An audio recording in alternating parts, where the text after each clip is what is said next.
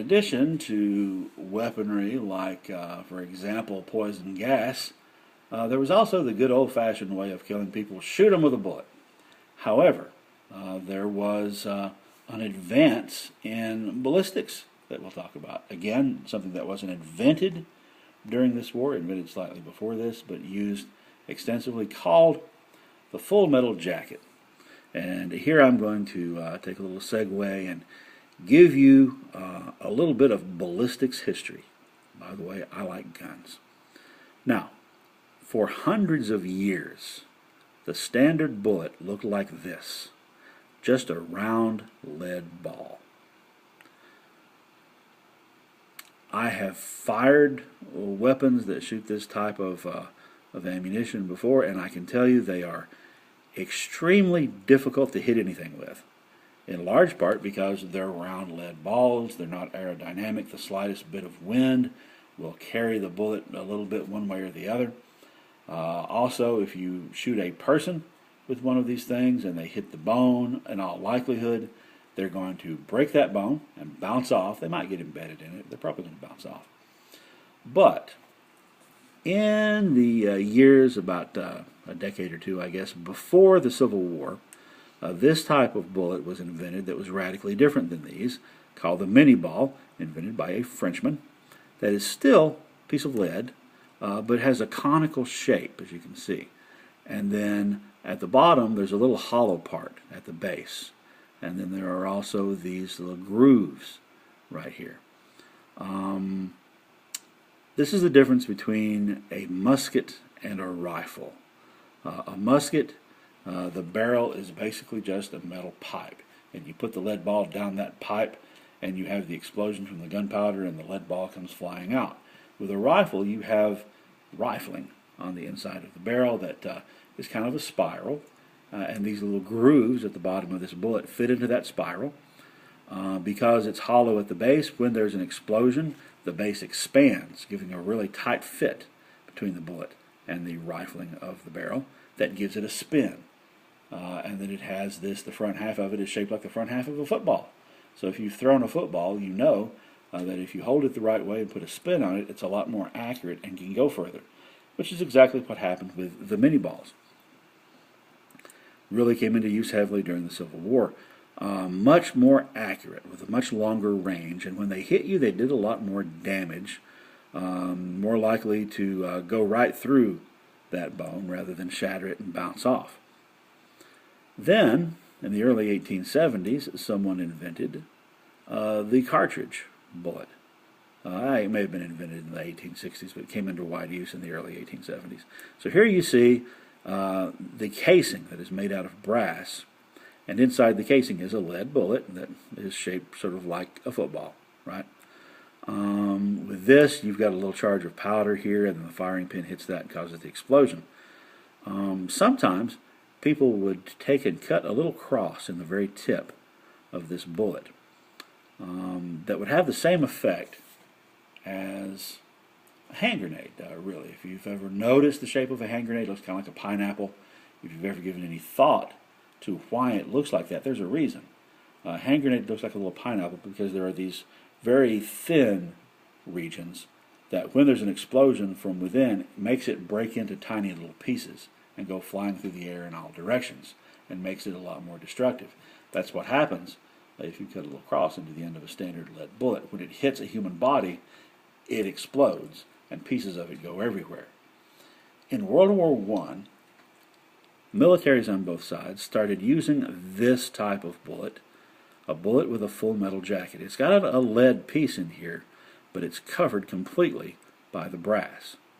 What that means is that when you shoot someone with it, it doesn't explode and fragment. It goes straight through the person you shoot, and is usually less fatal, right? It's less fatal because it goes straight through rather than exploding and going every which way.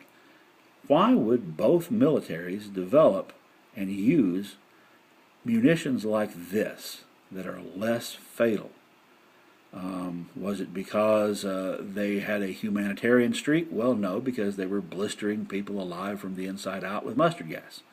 The point is, this bullet goes straight through you, Might kill you, probably doesn't kill you, and that means that one or two of your friends are going to have to drag you off the battlefield, and they've taken 2 or 3 people out instead of just one. That's the reasoning. Other things that were used include poison gas. Here's the same picture there. The tank, which was a recent development. Basically the basic concept of an automobile, except it's on tracks. It can go over anything. These tanks in that time period look kind of like sardine cans. Then you've got the submarine, which had first been used experimentally during the American Civil War, but were used extensively by both sides in World War I. Then finally, you've got airplanes. Airplanes had only been in existence for a few years when the war broke out. At first, they were used the same way hot air balloons had been used in the Civil War, for aerial reconnaissance. People would go up in these biplanes, get a really good view, see where all the troop movements were, and etc. But within a short time, within a few months, people figured out, hey, while I'm up here in this airplane getting a good look, I could be dropping stuff on people, exploding stuff. So they started taking bombs up there with them. Then people on the other side figured, hey, those airplanes up there are dropping stuff on us. Maybe we could find a way to shoot them down. So on their own airplanes, they would equip them with machine guns. And both sides did this, and that led to aerial warfare, which was a totally new thing in World War I. There were also some changes to fashion as a result of the war. Here you see a couple of individuals, one of them a soldier during the war, the other one Humphrey Bogart, playing probably either Sam Spade or Philip Marlowe here, wearing a trench coat. Now, trench coats have been around for a long time. This is when they were introduced, and they had a very specific purpose. They were the coats that were used by primarily officers who were serving in these trenches. Okay, if you've ever looked closely at a trench coat, you'll notice that they have certain things in common. They sometimes vary in length, but trench coats all have this little flap here on the shoulder. You know what that's for? That flap is there to put your rank insignia, your epaulets or whatever it is that designates what type of officer you are. So a lot of people wore these during the war. They came home from the war, brought them home with them, and it started to become a trend and a statement. A statement that if you're talking to someone, they have one of these coats on, they've been over there. They were part of that experience, and they were probably an officer if they've got the trench coat. So they have this common experience. They served, which is why you see in the late 1920s and into the 1930s things that trench coats are today most closely associated with. The private detective, those characters, like Humphrey Bogart is playing here, in the late 20s and 30s, were guys in their late 30s, early 40s, who had served in World War II, and they're still wandering around with their trench coats on as a statement to everybody. I've been there, I've seen action, and it became kind of a statement that this is a cool person. Another big change that resulted because of the war was in hairstyles. Now here, got a couple of pictures of soldiers at the very beginning of World War I, and as you can see, and this had been true since well before the Civil War, the average soldier, especially the officer, was one hairy individual.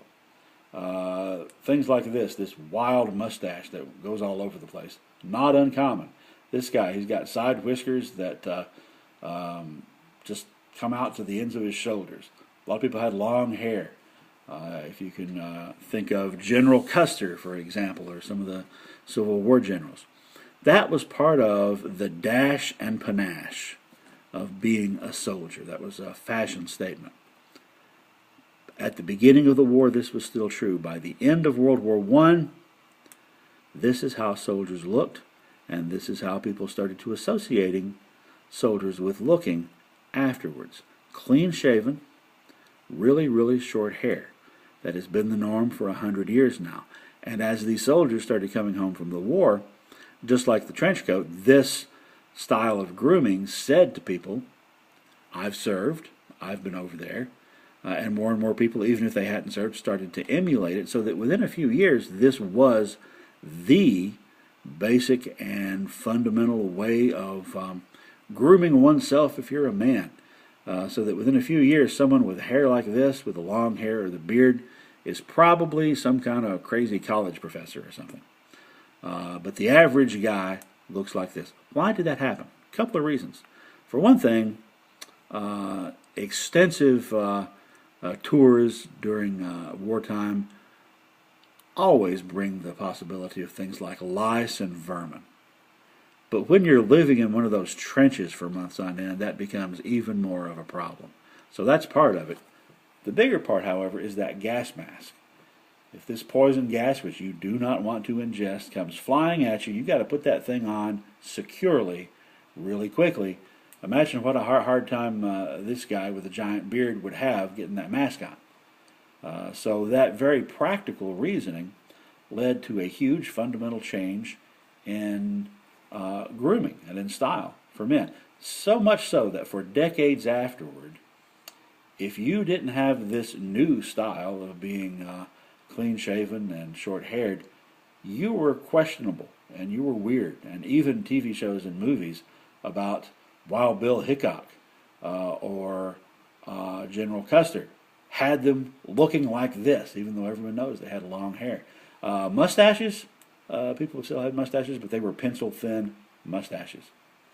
Also, sometimes the long, extravagant mustaches might be associated with evil in some movies. So that is an unexpected type of change.